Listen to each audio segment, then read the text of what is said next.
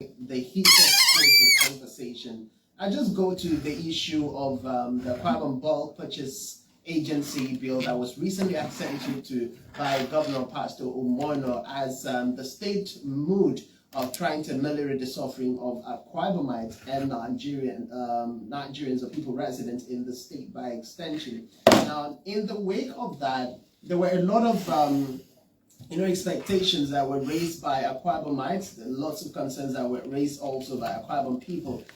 We see that in the midst of that, there are questions that have consistently surfaced, especially when we consider the fact that the governor put in the hands of his appointees the implementation process, that is giving the food voucher to the SAs or the PAs of the governor at the respective what level, which of course can be traced back to people who are of a political party, talking about the ruling People's Democratic Party. But that's not even over when we see that a news credited to one of the mainstream media this morning says Governor Pastor Umono of Aquabom said has rejected an appeal to include eggs among the food items that the state government will sell to vulnerable people at a subsidized rate. The governor turned down the appeal on Thursday during an enlarged state executive council meeting where he signed into law the bill establishing the bulk purchase agency. Now, and of course, in response to the ballooned prices of commodities, we recall that Governor Pastor Umono forwarded the State Assembly a bill to establish a bulk purchase agency which will buy food items in bulk to sell to the vulnerable people at a subsidized rate. I remember House Leader sometime back, we look at some of the food items that were, on that list. You're looking at rice, you're looking at Gary and other things that were listed. But it's shocking to see that the egg was not included in that price. And according to Daily Times, they said the governor stated that poor people don't eat eggs. So let's look at staple food according to the governor's response. Now, I don't know. This is one thing I like to reach out to the Commissioner for Information this morning to clarify. I tried to call, make a call this morning, but I am yet to get it. But in the reality, let's welcome Parliamentarian Chukwum Franklin, the State Director, Center for Human Rights and Accountability Network. Let's even start this conversation from there. Mr. Speaker, permit me to say that he's looking younger this morning. Did you notice? Very, very much younger. It's like we are not in Nigeria. Where did you go to? No, what happened is I'm a sportsman. I do play golf, and that has made me to always look refreshed because if you want to allow the problems of this country to, to overwhelm you, you look older than your age.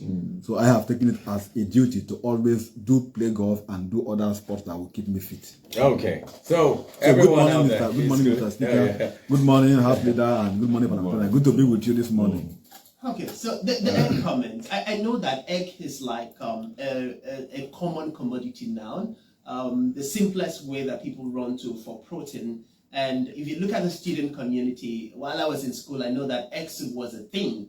When you know that you don't have money for fish and every other, assorted that we have to use and cook, egg always became the last resort of, the student community. And in today's present day reality, there are some families who are resorting to egg soup to even survive and get by each day. And the governor is allegedly saying that egg is not meant for the poor. I'm wondering, I'd like to get your reaction to this, Jacob. Well, I think that was our own input during the public hearing for the bill to make for the law for bulk purchase agency.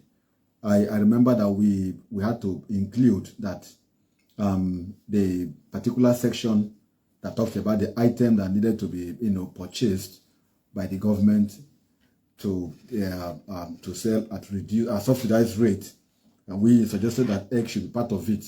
So I do not know why the government or the governor should, reject egg being included in among the list of items, because I think for us, egg, yam, banana, cocoyam, watermelon, and the rest, like we listed, we even listed vegetables, seafood, banana, afang, plantain, cocoyam, water yam, pepper, and the rest. This was the input that we submitted before the assembly, and I think the assembly, thought it wise to include it in the law before they pass it. So the governor, I don't know why the governor, will reject it. I don't know what will happen of the bill, of the law, Because if the governor had to reject that they should not include the egg, that means that the law will have to return back to the assembly for them to go and amend that section to delete egg out of it. I don't know what actually transpired, whether it was done before the bill was passed and sent to him, or whether it was done before the governor signed. Because if the governor made any objection to what has been passed by the assembly, then it means that the bill wouldn't have been signed. It will be sent back to the assembly for further amendment. But that being said, I think that egg is a very veritable item that the children need, not just the children, that we need to nourish our body.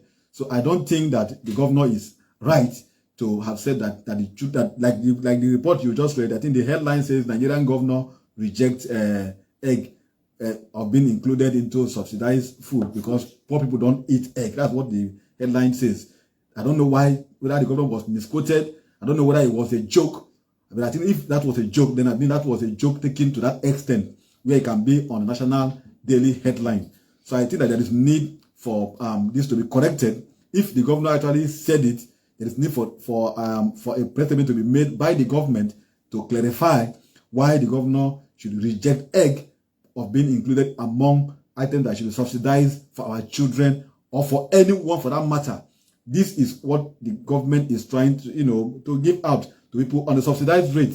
So the governor should not select items and say these items shouldn't be added because poor people don't eat this, rich people eat that. I don't think that is what the governor intends to say. So until we hear from the chief secretary to the governor to clarify what actually happened during the signing of the bill into law, I will not say anything more than that. Well, I'll also want to toe the same pattern and believe that probably the governor is being misquoted because it will speak completely opposite narration of the personality that the governor has shown so far as being compassionate, as being people-oriented and people-focused. I mean, egg is a regular food, and in as much as the price of egg has increased drastically, just like every other staple food, it still remains a basic need. I know that in schools when we were children, we were told, I mean, that's like a basic source of protein that, children easily will love. And there is literally no child who doesn't love egg. Of course. And then even the elderly as well. So it will be a very serious concern. But let's progress. Sorry. Do a crate of egg is about 3.5 now? It's about 3,000 something now. 3.5 or 3.7. If you look at the school, so you need it. The school feeding I buy program, it almost every other day. The school feeding program, one of the things they add there is egg. Yes. Yes, egg. So if I don't want to believe that the governor, honestly, even if there is anything like that, I think there is always a way to diplomatically say something not to. I just think for me it was a joke, or it was a kind of a statement making on the flip side. I don't think that was overbloated. I just want to believe. There's something. Okay. Well, I definitely would want to come from a different standpoint and do hope that, I mean, this is not something that the governor did actually say, because if it did happen, then it's going to be a serious, a very serious issue as far as our Kwabon people are concerned. The interest of the people literally should be the interest of the governor, and so far he has put himself as one who pays attention. But let's go back to the biggest concerns that we have as far as the bulk, purchase agency is concerned and the implementation. Remember, Director, during the public hearing, we had concerns and the implementation phase. And then, of course, the governor, just before accenting to the bill, had a meeting with, his peers across the wards and the local government. And then he advocated for their collaboration to ensure that, the implementation process is conducted rightly to impact on the lives of the people. But the Kwabon people are still concerned. Are we sure we're going to not have the same old narrative of, the aides of the governor using this as another platform to benefit? I honestly speaking, I don't think that the governor intends to use this as a political tool to empower his followers. I honestly believe that the governor is sincere and the governor intends that the people of the state should get the benefit of his governance. Because when we went for the public hearing, I still again refer to that public hearing that we had on the 26th of February, on Monday 26th of February. We were there. We made our position very clear. We made suggestions to the fact that there is need to expand the board of the bulk purchase agency, and we suggested that there was need that the Commissioner for Women Affairs and Social Welfare should be included in the board. The Commissioner for Labor and Manpower Planning should be included in the board. The Commissioner for Transport should also be in the board. And then we said that that the CSO should be represented in the board. Why do you have the CSO? The CSO is for checks and balances, like what we are saying now, to also allay the fears that it wasn't going to be a political party thing, that it was going to be a pan-Akwa Ibom arrangement. Now, when you have the CSO belongs to no political party. It belongs to no particular, he has no affiliation. His loyalty is to the people of the state.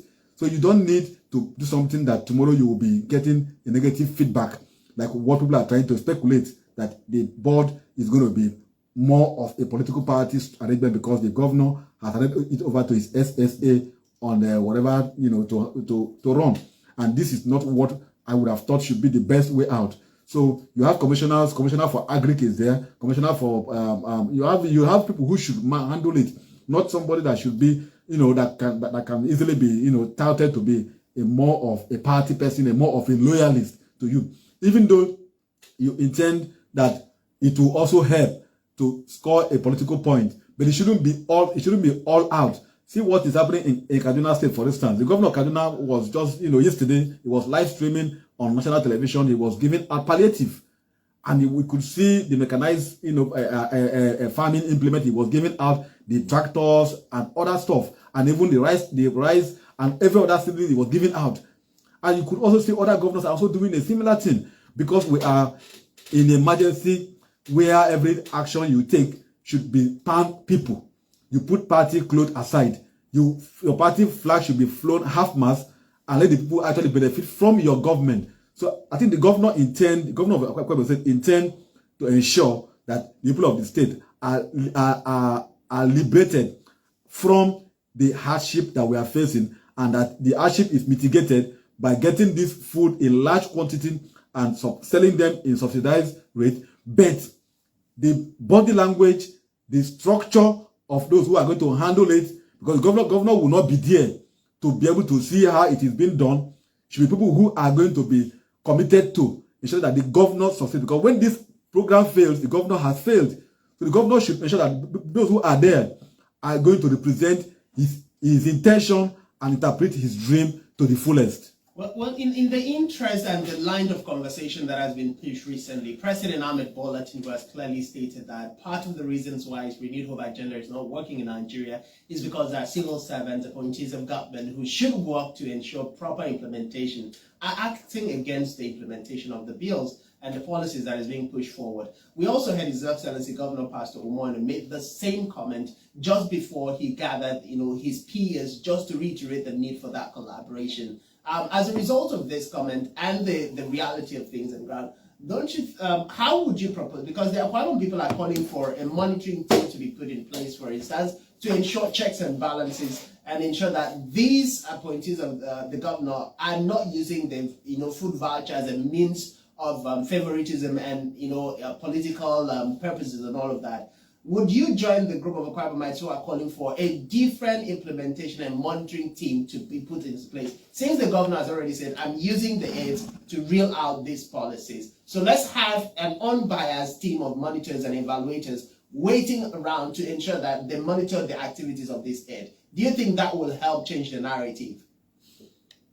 Let me start by commending the governor for the way he handled the fuel subsidy withdrawal palliative committee that he set up in the state.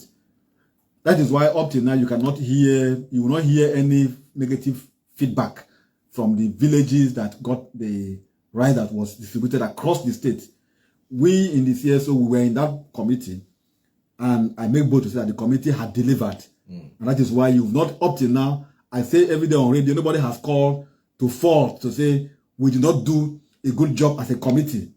I give it to the chairman of the committee, who is the SSG, in Obongowa. I also give it to the secretary of the committee, who is the Commissioner for Local Government and Chieftaincy Affairs, Frank Achebong, and other members of the committee, the NLC, and us in the CSO. We did a thorough job. We put the people of the state first, not our own interest. In fact, what the CSO submitted in that committee, what submitted was it was pan people. We didn't make any submission say give the CSO this. All we said was give this to the people of the state, give that to the people of the state. None was attached to the CSO or any of us. So we are so neutral, and we got a very balanced and a positive outcome at the end of it. That is why till tomorrow, no community will say they did not get their share of the rice item, because it went wrong, and we monitored it up to the point where the village by village distribution level, and it got it all around. No village, I can say it anytime, can come out and say that they did not get their own share of the rice item, because we, the CSO, police the system and ensure that the thing went wrong. Now, that is an applause that we've given to the governor, because this was a complete detachment from what we had during the NSAS protest, the NSAS palliative that came. Sorry, COVID-19 items that came. You know, it was stashed by some politicians in their homes. The items were kept in their homes. It wasn't actually distributed, and even the ones that were shared, we are carrying as if it was a party that was giving it out. Some even kept it and used it and do campaign for their politics, because the government did not include the CSO, and it wasn't neutral in the process. So this governor had started it well by including the CSO in their arrangement. So one will believe that in the board of the bulk purchase agency that will be set up, the governor would also toe the same line by including the CSO and the labor, because these are the people that are going to ensure that the police, whatever that is being done, one thing that you must guide against is perception. Once anybody forms perception against whatever you are doing, no matter how good intention you have, that thing has already been killed at arrival. So you try to assuage every negative perception that will be coming out from that exercise. And once you get it wrong from the beginning, no matter how you try to pad it in future, you have already got it wrong from the beginning. So how do you get it right? Is to have a large heart. The governor has done well. I have said this before, that the governor has he is doing like a bipartisan governor. He doesn't seem to be more attached to his party, the party that he belongs, because he has opened his doors. Right from the day he launched the arrest agenda at the Ibom Icon and Golf Resort Hotel, I was there. You could see people from other parties who took part in the event. And up till now, when there are events, he invite people from other parties to attend. This is a governor who has opened up the doors of government to other parties. So for me, he is more of a bipartisan governor. And so for this particular bulk purchase agency that he is planning to set up, he should also use the same approach. It shouldn't be a party thing, so that everybody will be carried along. At the end of the day, he will take the glory. But if it fails, whatever the aides will do, if this team program fails, governor will take the badging. God will be here to appraise the outcome of it, just as we have appraised the outcome of the first subsidy palliative committee. Okay. For me, I would like to. This is what it is. So Mr. Speaker asked a question concerning. So as a matter of fact, what are you proposing the more? Because are you trying to say that they should continue, or like the fears of the people? Should other people be brought in? Like you talked about the CSOs. Now, so many people have been saying that most of these SAs and most of we don't even know them. They don't even know how to get to them. So what are you proposing finally? Are you proposing that the SAs should continue, those who are representing the different words, or there should be, the CSOs are part of it, but the SAs are the major concerns right now? You see, you cannot do away with those SAs and PAs and SSAs because these are direct appointees of the governor. And the governor will want to use them to ensure that this item get to the grassroots in his own judgment, right? And so, but the CSO's duty will just be to watch if actually this thing is going through the SSAs and PAs and SS and the SA to the real people that actually deserve it, so that you don't give an item. For instance, because these items are not actually being given out for free. Yeah, you know the case. They are only being sold at subsidized rate. That was why during the public hearing in the House of Assembly, our position was that because there is a particular section 5, sub 2 of the bill, as it were, says that the relevant government agency would work with the union leaders of the market, and some agents who are retailers of items. And so we said, if your intention is to check price control, you don't need to work with market leaders, market union leaders, or market unions, because they will tell you how they want the prices to be, so as not to destroy their own prices in the market. So we were against that particular inclusion. Inflation, yes, because you are working with the market union. But you can, as a government says, for example, onions, pick onions, a basket of onions, assuming the price is 10,000 in the market, you can say your own should be 3,000, and the market union leaders, they won't be happy with you. But if you are working with them, then it means that they will influence the price you are going to pick your own onions, so as to match up with what they are selling in the market. So the difference won't be too much difference. So that is what we are saying. So what the CSOs will do will not be to tell the governor who and who to appoint. We will only tell the governor, fine, you have put up a board, which is yet to be, because the board has to be constituted first. What you just saw could be a precedent that the government has made, how it will work. But there is an instrument, which is the law. And what the law says is that there will be a board that will be put up by the governor. And that board has people that are going to be in the board. And those who will be in the board, we are now suggesting that there should be CSOs. This thing is still taking time. No, it won't. The law has just been signed into law, I think about at the weekend. About a week now. And so the governor will not take time to select those that he will want to be in the board. The board has other places that will be there. Now, the SA and SSA will just be the one that will be like the foot soldiers for the governor, to be able to assist, to take these things to the rural areas, to rural markets in the rural areas and in the urban cities. It's not all the CSO that will do it. Assuming the CSO is in the board and they are taking, for example, that they're carrying yam, tubers of yam to Ika. You understand me? To a market in Ika. You understand? You won't tell the CSO to carry it to that market. We will only ensure that we police the system. Even after they are taken to the market, we can go back there to get the feedback. To know if actually the rice or the items has left the storehouse, whether it has actually arrived the point where it needed to be, and what is the price at that market. That's just all we're going to be doing. And that will help to police the system, evaluate how it goes, and also give the report back to the governor. And this will help the governor to say, okay, SA, you failed us, or SSA, you did well in this area, and this is how you can go ahead to get it. Now, for those who the governor will appoint, the governor can choose to use all his ESCO members, can choose to use all his board members. For us, that is fine and good. But let it be that you have people who are also non-partisan in the board that will help to police, evaluate, and monitor how these things are being done, to avoid you having a negative feedback that this was a party thing. Okay, we will go on our second recess, the BBC World in 2, and then we will definitely come back. The conversation still remains. Exactly. It's heating up.